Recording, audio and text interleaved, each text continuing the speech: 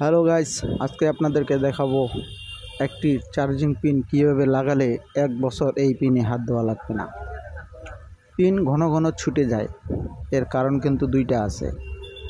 আমি যেই পিনটি লাগাবো এটির লাইন ঘাট সবই ঠিক আছে, আর যেগুলা পিন ছুটে যায় ঘাটগুলো যদি না থাকে ভাই নষ্ট হয়ে যায়, তাহলে পিন ছুটে যাবে, তারও ব্যবস্থা আছে। তো এই পিনটি যে লাগাবো আমি একটি অরিজিনাল পিন লাগাইতে হবে, না হলে কিন্তু পিন টিকছে দিবে না।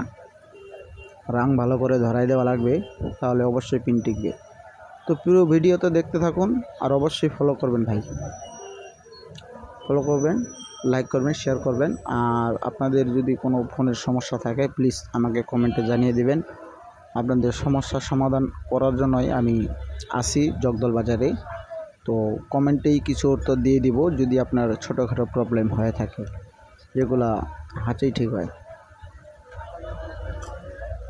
তো এই দেখতেছেন আমি পিনটা লাগাইলাম অনেক সুন্দরভাবে। আল্লাহর রহমতে এই পিনটি অনেক সময়, দীর্ঘ সময় লাস্টিং দেবে ইনশাআল্লাহ।